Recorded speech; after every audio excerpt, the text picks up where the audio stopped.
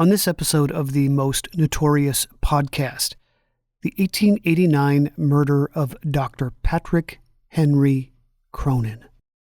They begin to pull out what they initially thought was the body of a dog, and they realize very quickly that it's the body of a man.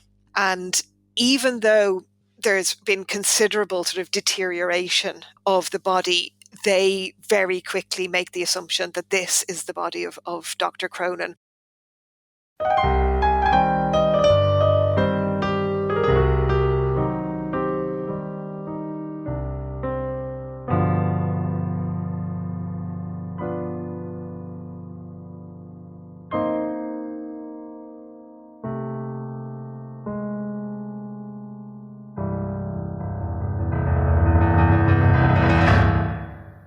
Welcome, everyone, to another episode of the Most Notorious podcast. My name is Eric Rivenes. Okay, so this episode's question comes from Mike.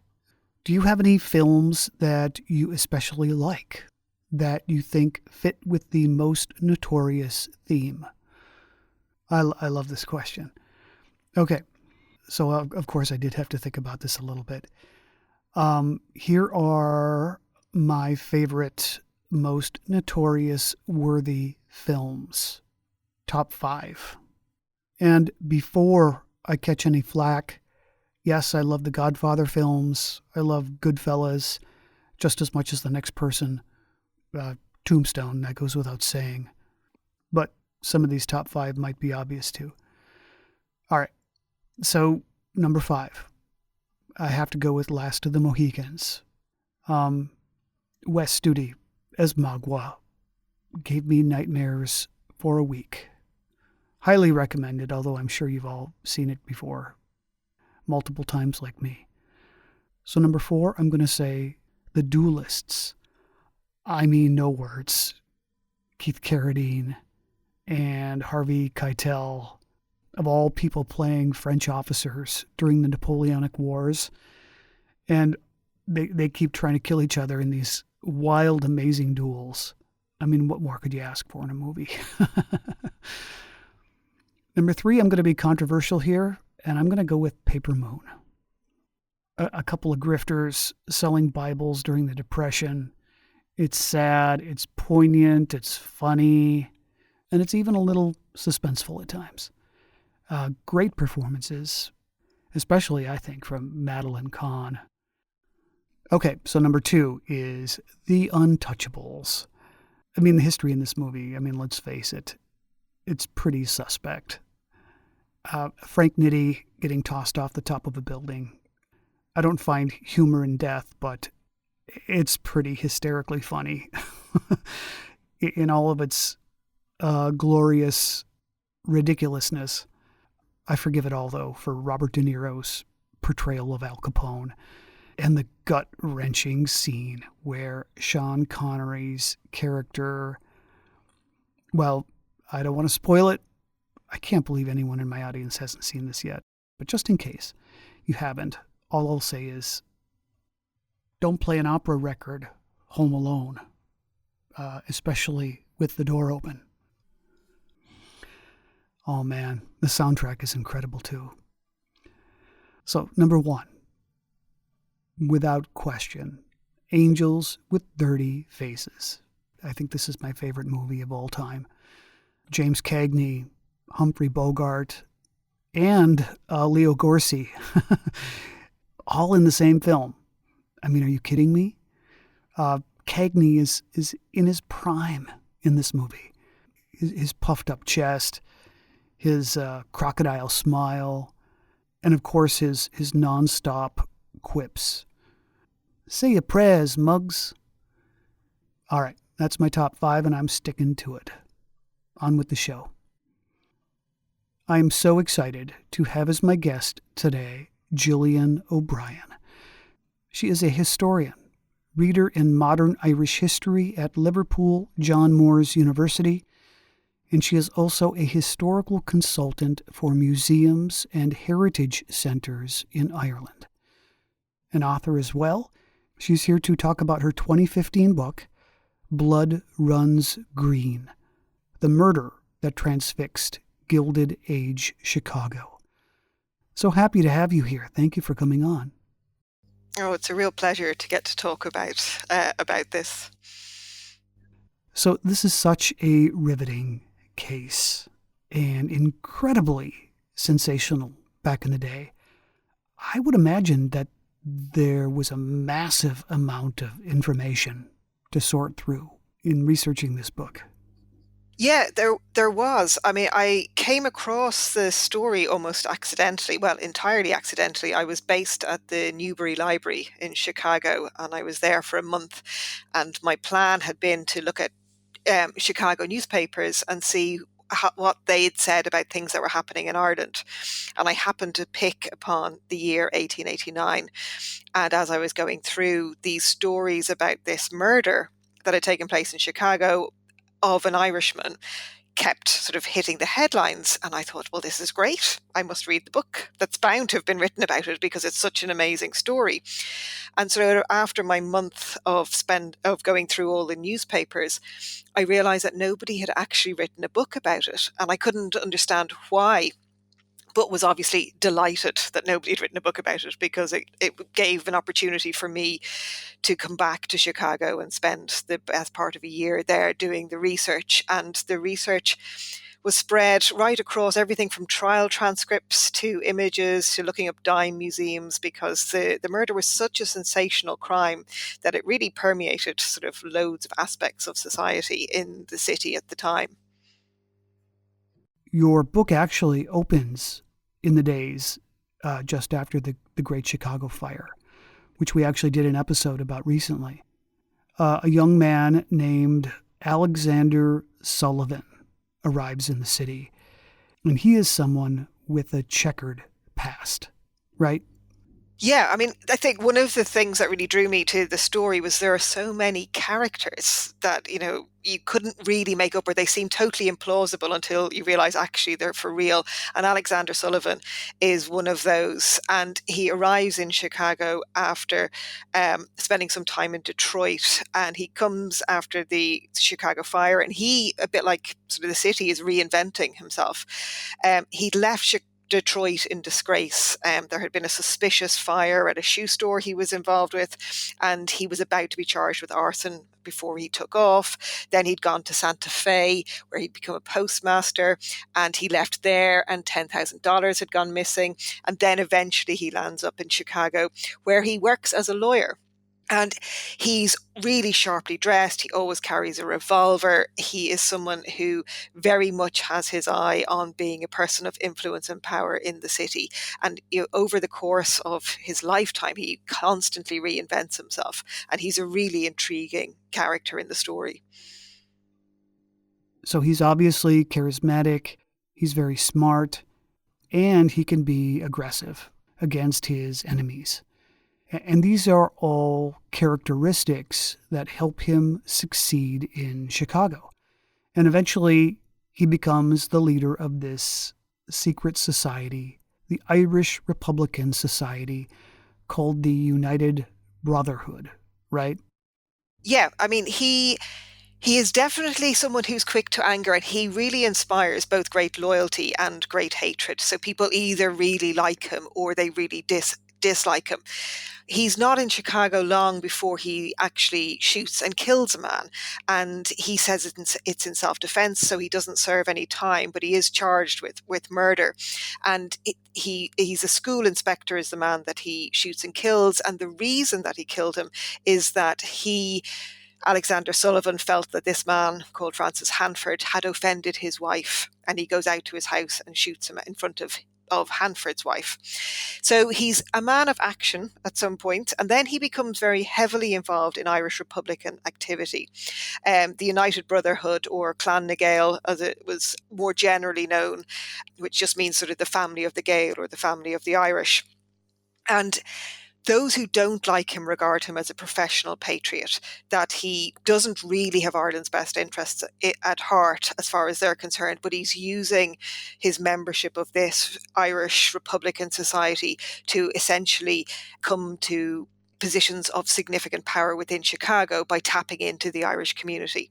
And he is remarkably good at that. So by the mid 1880s, just over a decade after he arrives in Chicago, he really is sort of the kingpin in Irish Chicago.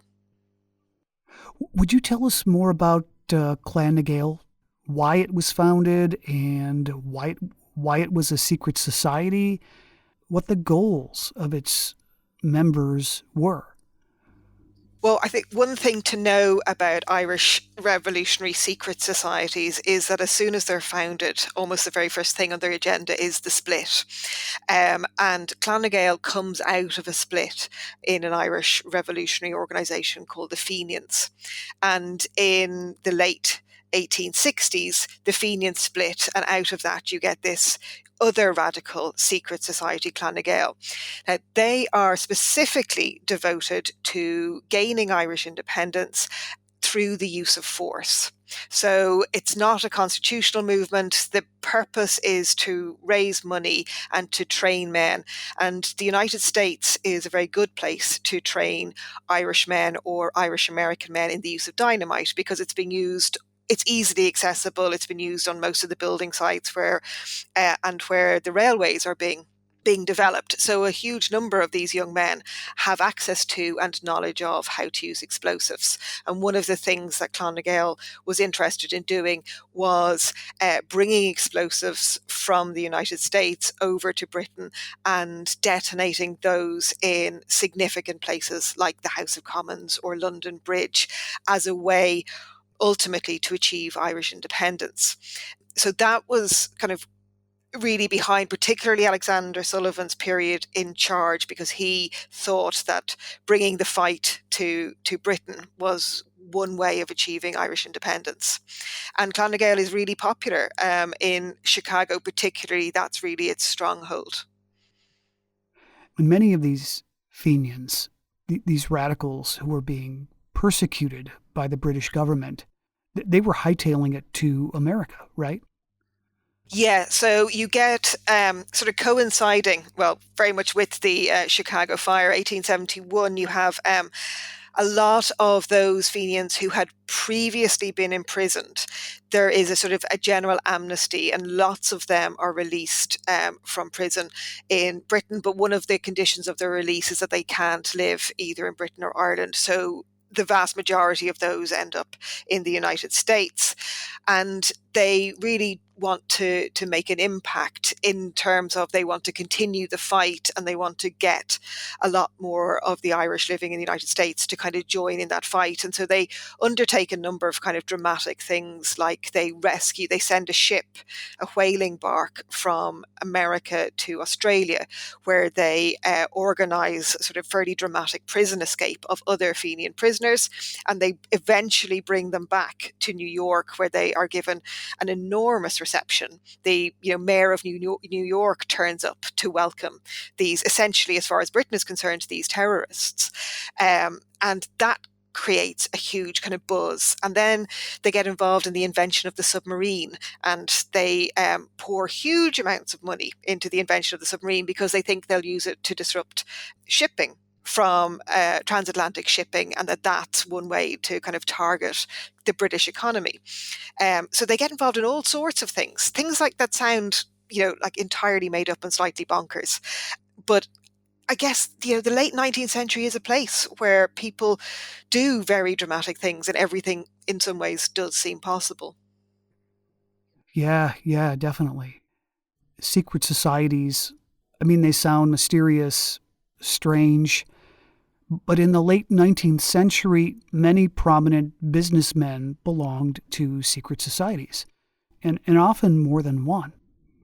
Yeah, absolutely. And the Clann na Gael and other Irish secret societies, they do borrow from societies like Freemasons. So there are all sorts of, secret signs that you'd make. You'd put your finger on one side of your nose to acknowledge that you'd met another member of the clan. They had their own cipher.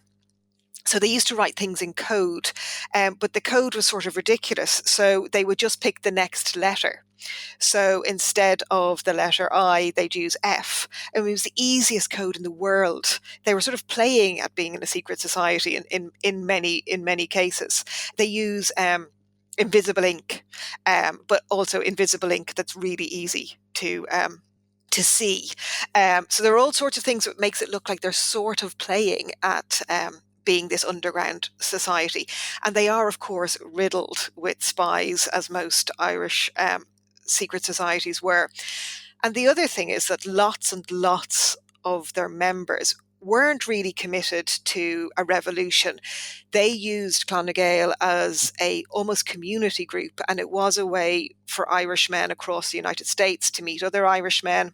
Women were not members of Clann Gael, and it was a way to secure jobs. It was a way to secure housing. So while ostensibly they were all committed to revolution, for most of them that was sort of theoretical, and they were never themselves going to actively get involved in it. And to the public, the Irish public especially, they were viewed as kind of a benevolent organization with connections to the Catholic Church, big picnics in the park. Yeah, absolutely. And Chicago, one of the reasons that they are more prominent in Chicago than in somewhere like, say, Boston or New York, is because the church hierarchy in the Catholic Church were much more open to a radical form of Irish republicanism. And whereas some of the other bishops condemned any of those secret societies, because officially the church was opposed to them, but they actually were given quite a lot of leeway. So Alexander Sullivan was very close to a number of senior churchmen, and a man called Father Maurice Dorney of St. Gabriel's Parish in Canaryville. He was a very active member of Clann Gael. So there are all those overlaps with kind of the church in Chicago. So the organizational structure of Clann Gael, it was like a pyramid. Yeah, it's very much based on kind of cells. So in theory, you wouldn't know other people sort of outside your own cell. And then at the top of that structure, there was what was known as the triangle. And it was Alexander Sullivan and two other men called Boland and Feely. But they really didn't have any influence. It was Alexander Sullivan's show, and they were yes men to him. So whatever he said essentially happened. And Sullivan had grand ambitions for himself, far beyond Clann Gael. He at one point promoted himself as a possible vice presidential candidate. Yeah, he really thought that, there was nothing he felt he couldn't do. He had an incredible sort of self-confidence and ego. And it's interesting, he was married to a very accomplished woman who was a journalist, and a significant journalist at the time. And a number of American politicians commented that actually if they had been giving out positions in government, they'd have been more likely or would have wanted to employ his wife rather than himself. And Clann Gael was made up of people of all classes: doctors, lawyers, laborers, clerks. Yeah, so pretty much at the top, you have a lot of professionals. So you have Alexander Sullivan is a lawyer. You've got Father Maurice Dorney, who is a priest. You've got someone like Dr. Patrick Cronin, who is a medical doctor. So those who are kind of making the decisions tend to be professionals. And then there's a lot of laborers as well. And those who'd worked on sort of the canals and things in Chicago were also members. So you have a big membership down around Bridgeport and Canaryville, who are members of Clann Gael. So speaking of Dr. Cronin, would you tell us about him, his background, why he went to Chicago? Well, Cronin is very interesting. He is a man who, or as a child, a very young child, his family emigrate from Ireland because of the famine. So they move over to the United States and then to Canada in the late 1840s. And by the 1880s, he has qualified as a medical doctor. He has moved to Chicago, and he moves to Chicago largely because it's the centre of Clann Gael. He's a member of Clann Gael, and he recognises that Chicago is the centre of kind of all activity. And if he wants to be a senior figure, he has to go there. So he goes to Chicago, and his first job is in Cook County Hospital. And that job he gets because Alexander Sullivan essentially sorts it out for him.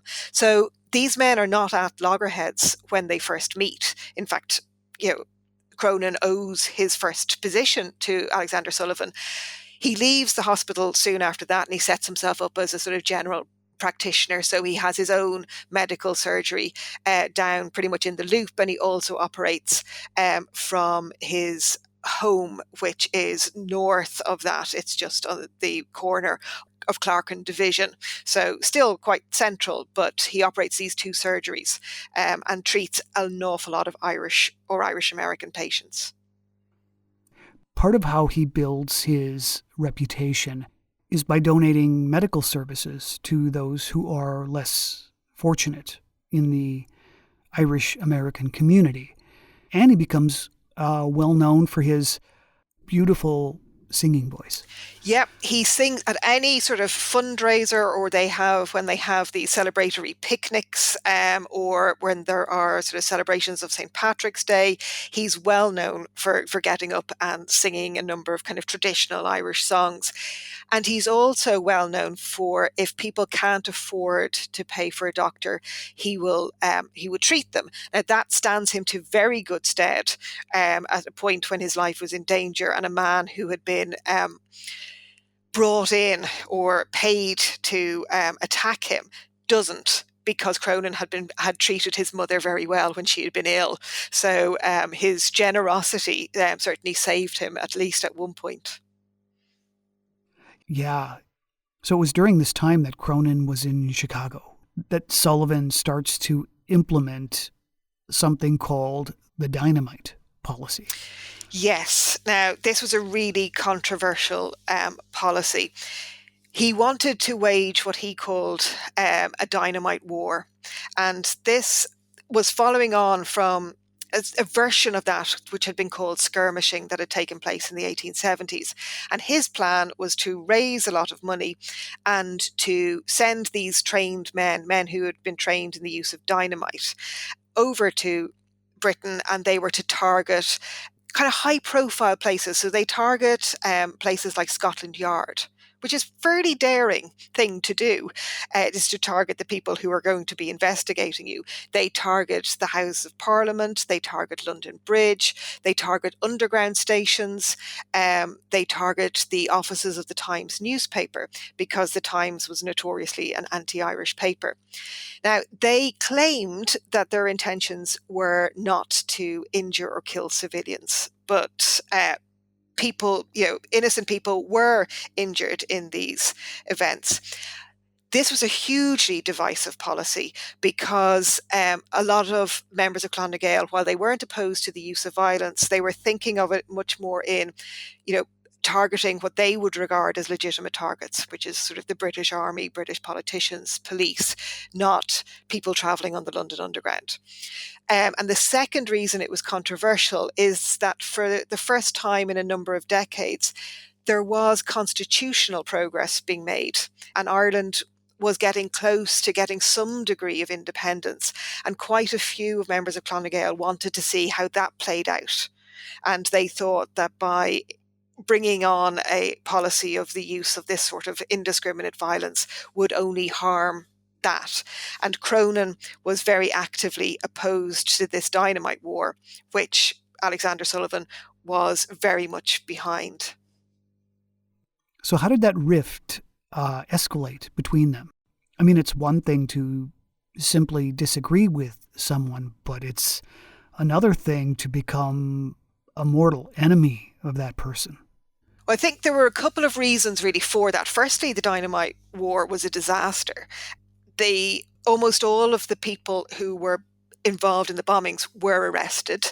Several of them, the ones who tried to blow up London Bridge, succeeded only in blowing themselves up. And so most of these dynamiters were arrested. Now, the reason that they were caught was because they had been infiltrated. So the authorities very often knew what was going on. Now, back in the United States, what happened was there was a big fundraising drive to raise money for the families of the dead and the jailed dynamiters. So a lot of people gave quite a lot of money into this fund to look after the children, to look after the wives of those who were either in jail or had died. Now, those families did not get that money. The money that was raised went into Alexander Sullivan's bank account and it disappeared. It was never sort of put back into the coffers of Clann na Gael or given to those families. And essentially what Cronin did was he accused him of embezzling Clann funds. And that was really emotive because there were all these children who'd been left destitute, there were wives who'd been left destitute, and that generated a huge amount of attention. And that put the two men pretty much on a path that was going to end possibly in their mutual destruction, or one of them would be destroyed by the other. Yeah, it was a serious amount of money, right? It was over $100,000 in 1889 currency. Oh yeah, it's an enormous amount of money. It's sort of inconceivable that could just go missing. Now, Sullivan says he invested it, in inverted commas, on the Chicago Board of Trade, and that the stocks, it was lost in a kind of sort of legitimate investment. But there was quite a few who didn't believe that story either. So Sullivan was the subject of an internal investigation in the society, and he was eventually brought up on charges. Yes, though, as was, firstly, they bring Cronin up on charges for making what's regarded as false accusations and bringing kind of the Clann into disrepute. And he's thrown out of Clann na Gael. But that doesn't stop him. He continues to talk to anyone who'll talk to him. He writes pieces that he circulates through all the Clann camps. And eventually, kind of as a way of trying to bring this all to a head, they agree to kind of investigate Sullivan. And they have this trial, which Cronin is a part of. And eventually, at the end of this trial, Sullivan is kind of vindicated and he's found not guilty. And Cronin in Chicago decides, well, he's not finished, that this is a farce, that it's been a whitewash, and he's going to persist in his campaign against Alexander Sullivan. And he knows it's risky because he writes this really strange kind of document for his friends called Is It a Conspiracy? And this Is It a Conspiracy is this fictionalized interview that Cronin does with this imaginary journalist. And in it, he talks about his impending death and says that his death will be something that will be very much investigated into. And this is before anything happens. He writes this document that sort of almost foretells what will happen to him. Interesting. So Cronin is not the only person who's run afoul of Alexander Sullivan, right? Cronin joins a group of outcasts, outliers, who all have a beef with Sullivan and the rest of the Clann na Gael leadership. Yeah, absolutely. One of his biggest allies is a man called John Devoy, who is a really significant figure in the Fenian movement and later Clann na Gael. He had been one of those who had been arrested and had done time and had arrived over after the amnesty of 1871. And he certainly encourages Cronin to continue his campaign. But he isn't able to protect Cronin because he's not based in Chicago. He's based primarily in New York. So Cronin has support, but the support is mostly not local support. So he is left quite isolated in Chicago. So Sullivan has to feel even more powerful after being vindicated, right? And he decides that it's Cronin's turn at this point. So suddenly, private detectives are sniffing around Cronin, gathering information about him. Yeah, essentially what happens is almost like a smear campaign. They begin to kind of search anything in his background that can be used against him. And there's also sort of this campaign of fear and intimidation. So he gets a call out one evening to a medical emergency, and when he gets there in his carriage, he realizes that it's a vacant lot. There is no house there, and he doesn't stop. But he's convinced that he'd been lured out to this sort of isolated place and that something bad would have happened to him. And then there's a man sent essentially to beat him up, the man who doesn't, because Cronin had been nice to his mother. And there are all sorts of issues. He is convinced, and he's not wrong, that he is under surveillance. In fact, he is. In his office downtown, supporters of Sullivan actually rent a room in a building directly across from Cronin's office, so they can look in and they can see him in his medical practice. They don't at that time do anything, but there's very much this thing of trying to frighten and intimidate Cronin. And he's asked to be a witness in a couple of trials, but later comes to realize they were setups, basically. Yeah, absolutely. There is this sort of brings him sort of public attention when he's been asked, and he realizes essentially that these trials are setups. And I suppose it feeds into this idea that, Sullivan has quite a lot of influence within not just fellow lawyers, but also judges and the whole setup, and also the police, that they are attempting to get Cronin essentially to perjure himself and to ruin what is left of his reputation. But Cronin fights back. He starts digging up dirt on Sullivan. Yeah, well, Sullivan,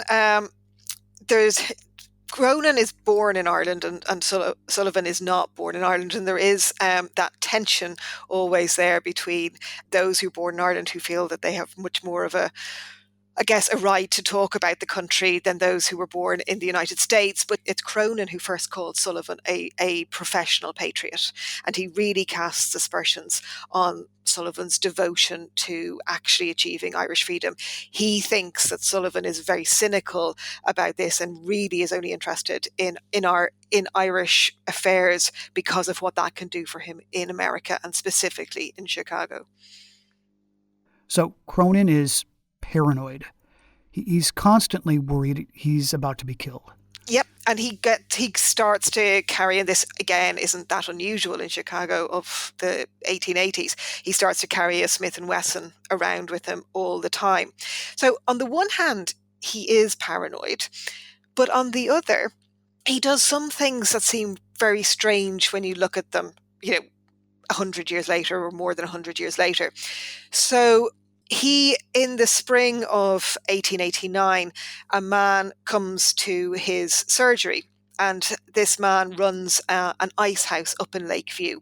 And running an ice house in the 1880s is a dangerous affair, because you're basically chopping off huge chunks of ice using very sharp implements in order then to deliver them to people's houses primarily in the summer.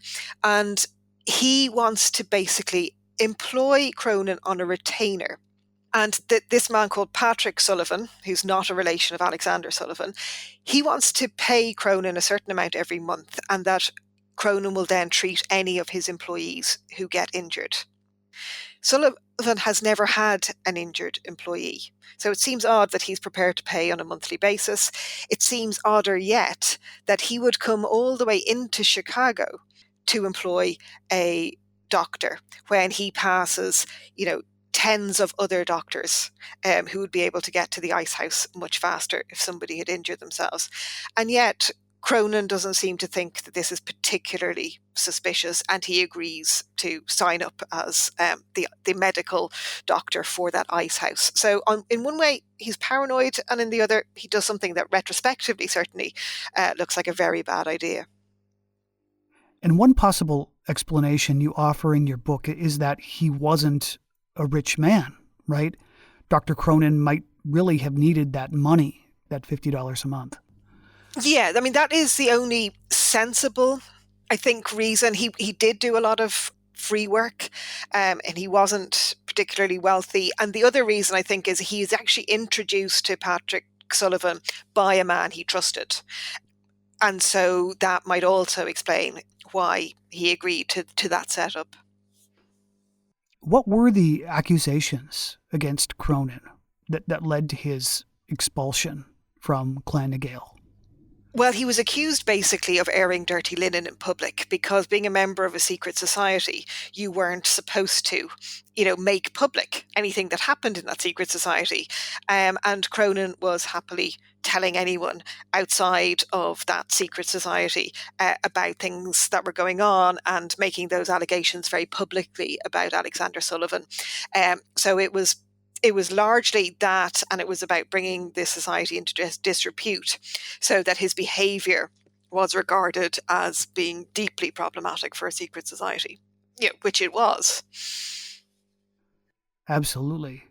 So it was Saturday night, about 7:30 in the evening, you write, on May 4th, when Dr. Cronin was last seen alive.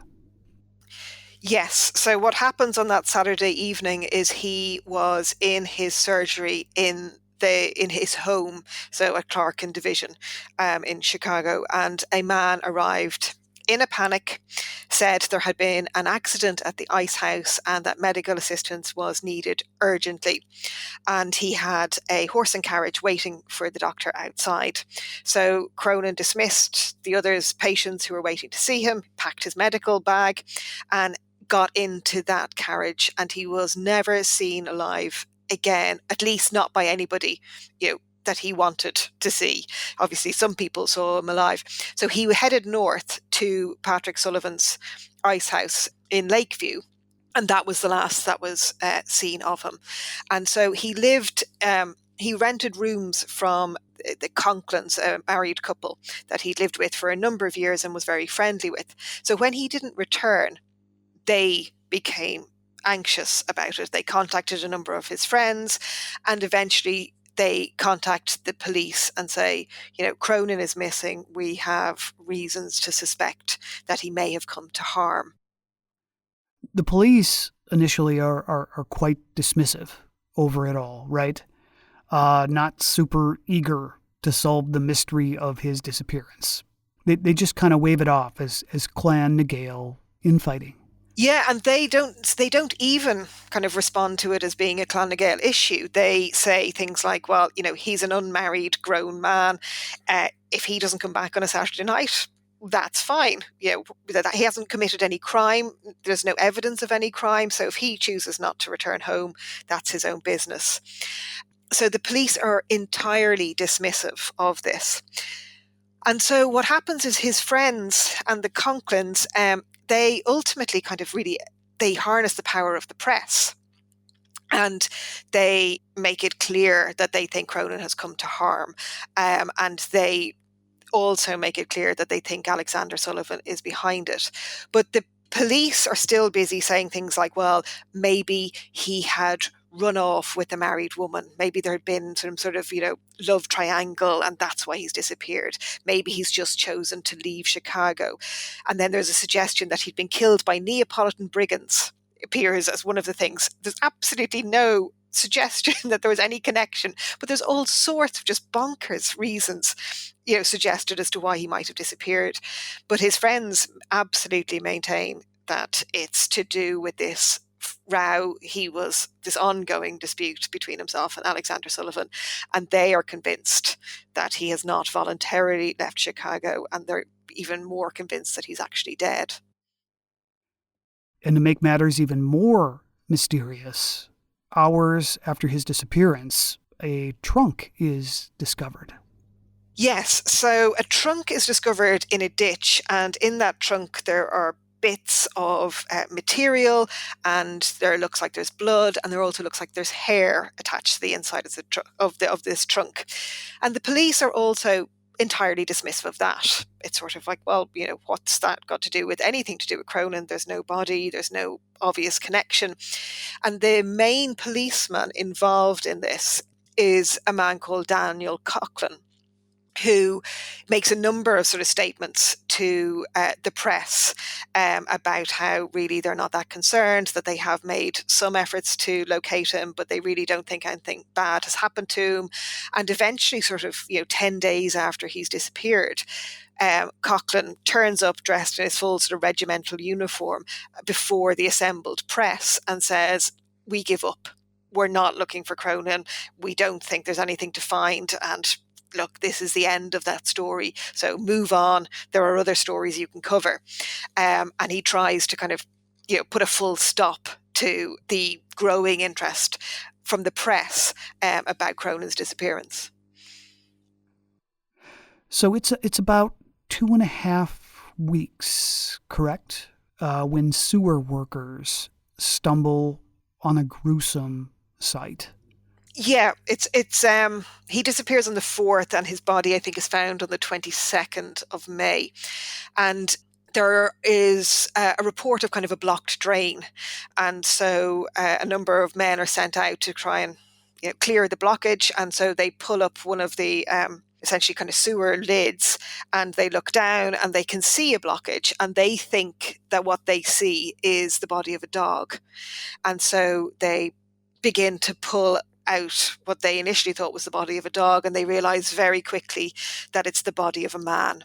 And even though there's been considerable sort of deterioration of the body, they very quickly make the assumption that this is the body of Dr. Cronin, who, when they pull him out of the sewer, he is virtually naked. And all really he's wearing is his holy medal around his neck. And that leads people very quickly to think that he had to have been murdered by Catholics, because they would have been afraid to pull off like a holy medal around someone's neck. They weren't afraid to kill someone, but that they wouldn't remove the holy medal around them. So once the body is taken from the sewer and then identified as being Cronin, well, you can imagine sort of the media storm that ensues after that. How was he identified, and what was determined to be the cause of his death? He was identified by the Coughlins that he lived with. So they were brought to see him in the morgue, and they identified his body. And he was killed by blows to the head, and then there were a number of other kind of injuries to his body. So he was clearly beaten, and it was thought that what had killed him was a blow to the head by an ice pick, which was probably actually not what was used. It was probably a chisel. But very quickly people think it's an ice pick, and that's really because they assume that he'd been killed when he went to the ice house. That was Patrick Sullivan's residence and also business premises. And it didn't appear that there were any defensive wounds on his body, right? No. So it appears that whenever he went into wherever the carriage took him, that he was attacked from behind, and that he didn't offer any kind of resistance. So how did the press and the public react to the discovery of his body? Well, the press had an absolute field day. I mean, this was not just news in Chicago. This was news right across the United States. It was news in Canada, where Cronin's family, a lot of them lived. It was news basically right across the English-speaking world. And it wasn't just sort of, a small paragraph. This was front page news, and front page news for weeks and months. So you have all sorts of lurid headlines. You have papers like the National Police Gazette, which has pages and pages of kind of cartoons about the murder. It's on the front page of magazines like Punch and Judge, and it generates an enormous amount of attention and discussion, and there's all sorts of debates about how this is a dreadful development, not just because it's a shocking murder, but it also, people assume it's a Clann Gael murder, and that it's now the Irish turning on the Irish, and whatever about them blowing up places outside of the United States. Well, this is hugely problematic if they're going to start killing people in the United States. So there's a huge debate about immigration. There's a huge debate about sort of law and order. And just the sheer brutality of the murder, because eventually the police quite quickly arrest Patrick Sullivan, because that was where Cronin had gone to first. And a few days later, they discover where he was actually murdered. And it was in a cottage beside Patrick Sullivan's house that had been rented from a Swedish family by another Irishman, who'd said he was moving to Chicago for work. And when they realize that he had disappeared, they go into the house that they own and they find blood everywhere and broken furniture and clearly signs that something awful had happened. So they now have, a murder site, which obviously gets an enormous amount of attention. And the poor Swedish family whose house it was reckoned they'd never be able to rent it out again, because who would want to rent that house? How wrong they were. They open it up as a tourist attraction, and thousands of people go to see the site where Cronin was kind of beaten to death, and they could take souvenirs home of a little shard of bloodied wood to kind of go, I went to a murder site. So they actually made an enormous amount of money out of that cottage at one point, which, is sort of very macabre, but also very late 19th century as a sort of thing for people to do. Gosh, yeah. I mean, I'm never surprised to hear that, but I'm always surprised to hear that. Yeah. So in the meantime, there is an absolutely massive funeral for Dr. Cronin. Yep, it's the biggest funeral to take place, well, not that or funeral cortege to pass through the city since Lincoln's funeral had come through the city after his assassination. Like thousands of people file past his closed casket. Thousands of people line Michigan Avenue in order to see the funeral procession go up to Holy Name Cathedral, where his funeral mass takes place. Several trainloads of people get on board and go out to Calvary Cemetery north of Chicago on your way to Evanston. It's an absolutely massive affair. And I think, just to put that in context, before Cronin disappeared, he was only known within his own community. He's not a big celebrity. He wasn't somebody that was known, outside of that kind of relatively small Irish American community. And thousands of people. I mean, it is phenomenal. Bands play in the funeral procession. It takes, about 15 minutes for the funeral procession just to go past one point. It is a really remarkable thing. Now, partly that is because people wanted to say, I was there. And that's partly because there had been a big twist in the story. And the major twist in the story that really captivated people was, if you remember, the Dan Coughlin, the police officer who dressed up in his full regimentals and called in the press and said, we're not looking for Cronin. This is all totally unnecessary. He ends up arrested and charged with Cronin's murder. So the chief policeman in charge of looking for the missing man is also one of the first to be charged with his murder. And, that really grips the press and the public. And how was he connected to the murder? Well, it became very quickly apparent that he was a member of Clann Gael. Not only was he a member of Clann Gael, but he was a member of the same sort of unit that Alexander Sullivan was a member of. So he was very close to Alexander Sullivan. He was connected to Patrick Sullivan, who owned the Ice House, and he was also identified as being involved in the hiring of the horse and carriage, which was hired from just beside the police station where he was based. So there was all sorts of evidence to tie him to the murder, along with several other men who were later accused and put on trial. Now, Alexander Sullivan was arrested and was questioned, but he was never charged with Cronin's murder. So even though sort of most people believed Sullivan to have been involved, if not actively involved, certainly behind it, but he's actually never charged with the murder. But I think to give I suppose, some sense of just how pervasive this story was in Chicago, whether that was people visiting the Carlson cottage to get their little shards of wood, or whether it was going to see the dime museums where they had waxworks of the dead man and the men who were being charged, or all of the newspapers. They had to interview over 1,000 potential jurors for the trial before they could get 12 that didn't already have an opinion.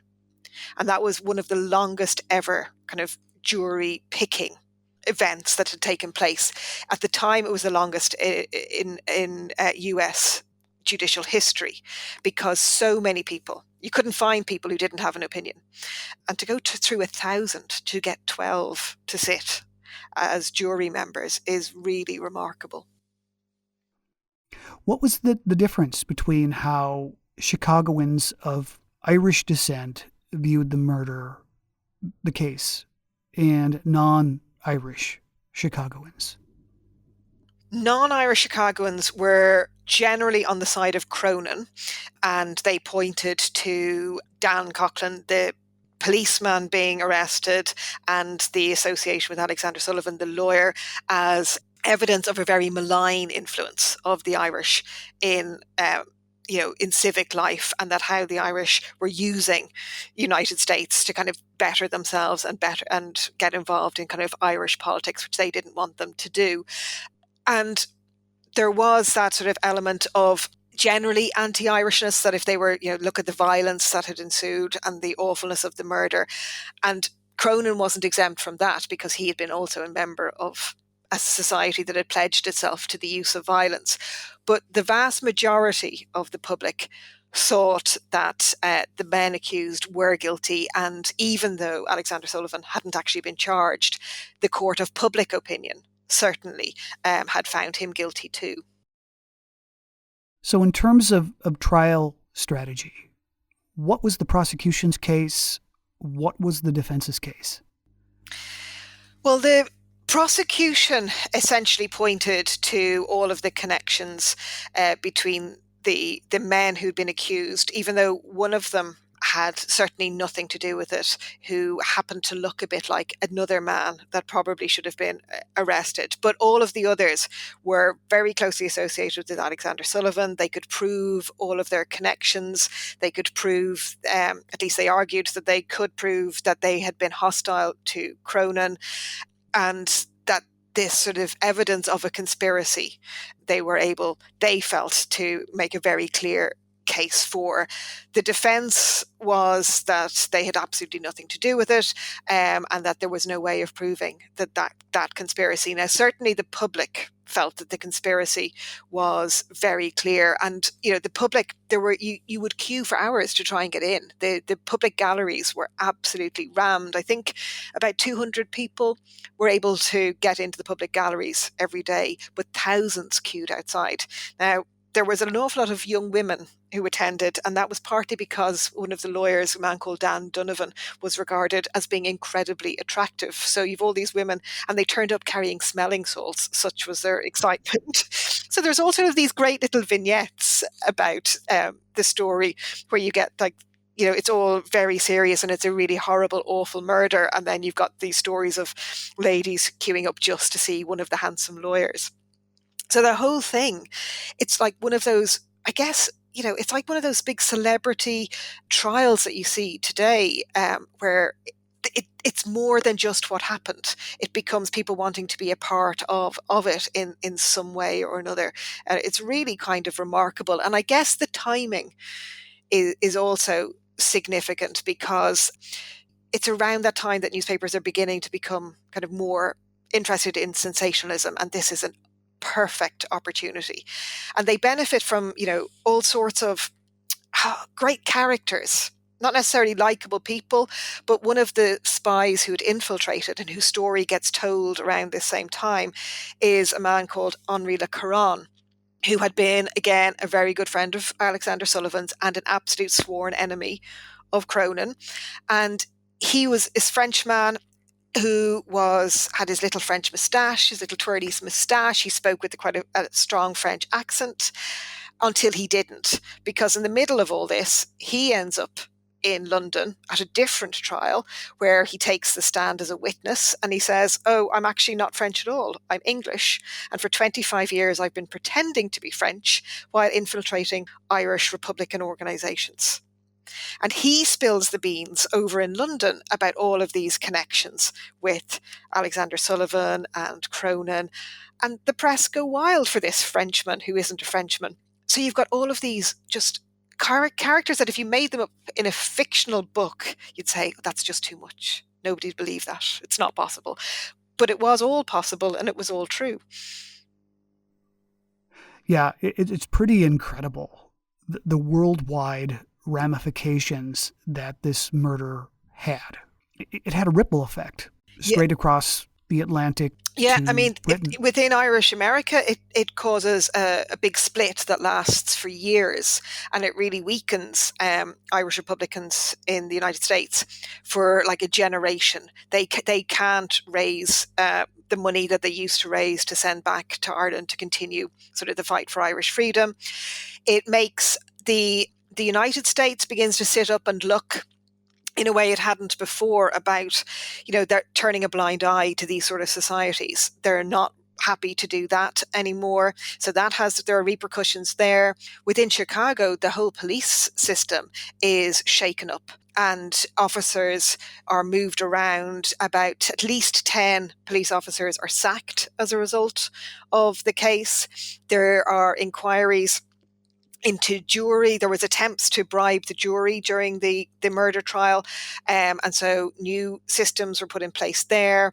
There were all sorts of sort of ramifications from a kind of very local level to a much bigger, kind of transatlantic impact. So it wasn't ever just the case of kind of one man and one murder. The repercussions are enormous, for loads of individuals and then much more broadly as well. And you do point out in your book that a lot of the officers connected to this case had been involved in the Haymarket riot 3 years earlier in Chicago. Yes, Michael Shack particularly, who had come to prominence at Haymarket, he has a significant role to play in the investigation to the Cronin murder, at least at an early stage. But he is deemed to, in some ways, I guess he tries to make it all about him, and there are all sorts of problems about that, and he's quite close to Daniel Coughlin, and he ends up being dismissed and removed. So he, for the police, had been a very significant figure with Haymarket, but his career is essentially scuppered by his activities during the Cronin kind of investigation and subsequently the trial. I've got to say, I'm surprised that there is not more written about Alexander Sullivan. He was such a villainous character. Well, one of the reasons is he doesn't leave a huge amount of paper trail behind him. So we don't conveniently have a nice Sullivan archive to dig into. But he's never charged, but he does disappear off the scene for about 6 years. He's persona non grata in the aftermath of the murder. And he is at one point, about a decade after the murder, he is arrested and he's charged with jury bribing. And he is found guilty of that. And the other thing, he may or may not have been responsible directly for Cronin's death, but Cronin was certainly killed because of Alexander Sullivan. The people who murdered Cronin were doing so because they knew or they felt it would help Alexander Sullivan. And one piece of, I think, evidence to show that he was certainly, if not directly behind it, he certainly supported it, is he essentially funds the defense. So that the men who are charged with the murder, Sullivan borrows a lot of money before the trial. He remortgages his house. He does all sorts of things. And there's no reason in the world why he would have done that, except that he pays the lawyer's fees, which doesn't make him necessarily guilty of the murder, but you can see which side he's certainly on as a result of that. So, he doesn't take the fall, at least not in terms of going to jail, but his reputation is certainly ruined. but others are actually found guilty of the murder of Cronin. And they're sentenced to years and years in prison, right? Yes. So what happened was that three of them, Patrick Sullivan, the ice house man, and Daniel Coughlin, the policeman, and a man called Martin Burke, who was the man who'd rented the cottage. They are all found guilty of murder and they are sentenced to life imprisonment. Now, the interesting thing about that is that the reaction by the public and the press is that they think that that sentence is not harsh enough. They had fully anticipated that they would be given the death sentence. Now, it would, the history of passing the death sentence in Illinois and in Chicago would suggest that that was never really a likelihood. But popular opinion certainly was that those three men should have been executed. So they go off to jail and they are eventually released. In 1893, there was a new trial of the defendants, but only Coughlin is released because the other two who had been sentenced to life imprisonment have already died in prison of TB. And what happens when Coughlin, who's the police officer, he comes out and he opens up he opens up a bar in Chicago. Then, I mean, his life is entirely bonkers in the aftermath. He opens up this bar. It's a place where a lot of American Irish go to drink. He is eventually arrested and charged with jury bribing because of his connections. And he goes on the run. And he ends up dying of TB on a banana plantation in Honduras, where he's living under an assumed name. So it's a sort of remarkable end to a pretty remarkable story of Coughlin's sort of association with the Cronin murder. Yeah, that's quite an ending. It was quite a postscript for him. So after this all went down, did it damage Clann Gael beyond repair? How long did the organization last? Well, some would say it still sort of exists, though it doesn't really exist in any significant way. But it does sort of reunite itself in the early years of the 20th century, and then it begins to merge with a number of other groups into kind of the IRB and ultimately kind of things like the IRA. So it gets it changes names, but essentially, the secret Irish Revolutionary Society remains active, and a lot of those would come from the background of being members of Clann Gael. So it sort of moves on, but it never has the power or the influence that it had in that sort of mid 1880s when kind of Sullivan and Cronin were at loggerheads. And, it dominates that whole year from as soon as Cronin goes missing, and the trial ends on, I think the verdict is the 16th of December. Every single day it's a headline in the newspapers, which is, I think, is remarkable. And not a surprise then that Clann Gael sort of, because Clann Gael are forced really from the shadows into the limelight. And if you're a secret society, that's never what you want to happen. Yeah, I was wondering about that. I mean, this must have been just excruciating, just complete panic for members of this organization to have their secret business exposed to the world. Yeah, it does them no good at all. And some of those who would not have been supporters of Sullivan, they did criticize Cronin and his supporters for doing that, because he had certainly brought some attention, though obviously his death brought a lot more attention. So if you've got a member of a secret society who is getting tens of thousands of people to attend their funeral, then it's no longer a secret.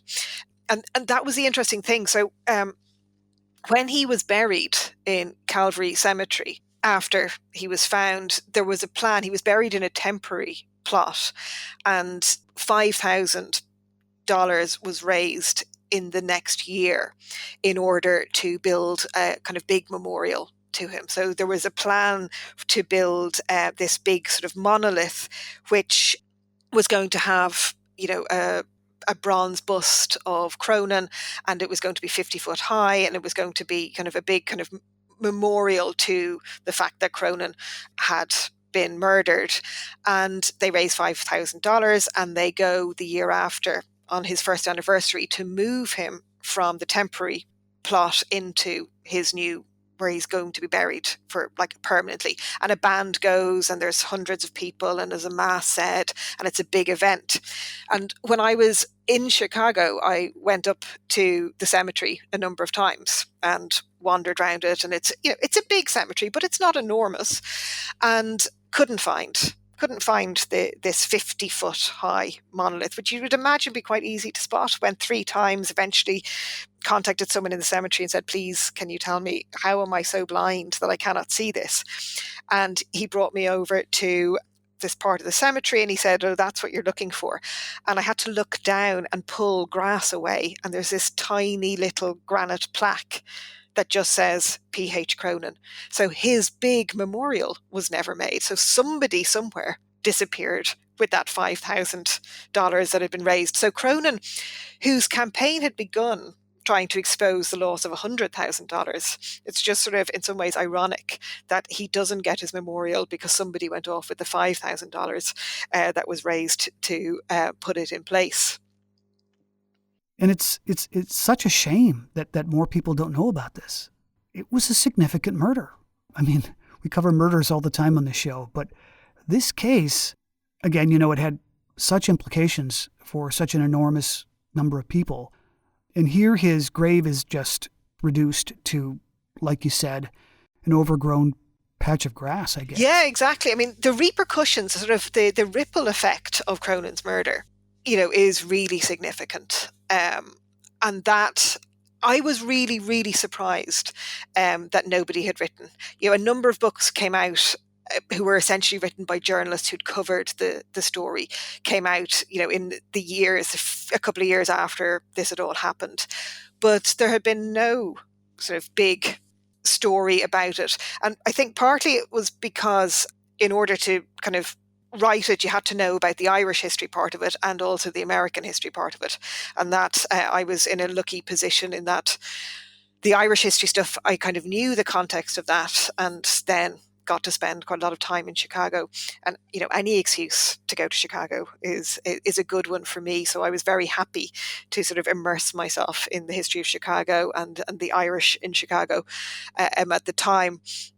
And just, it was really interesting because just as I'd finished the book, I think the manuscript had gone off, and I was wondering, you know, were there any kind of relatives of Cronin, or, you know, was there a family who didn't know anything, or more importantly for me, did they happen to have a big stash of documents in an attic somewhere that they didn't know what to do with? So, you know, I spent an hour or two Googling his siblings, because he was not married and didn't have children.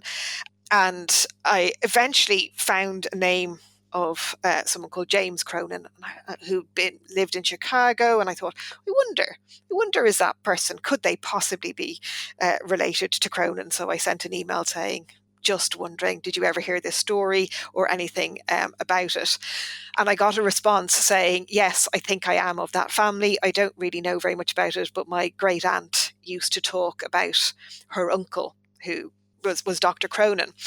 And what I found really interesting was that Cronin had left Ireland with his family in 1847 at the height of the famine, and they were not a well-to-do family, even though he becomes a medical doctor.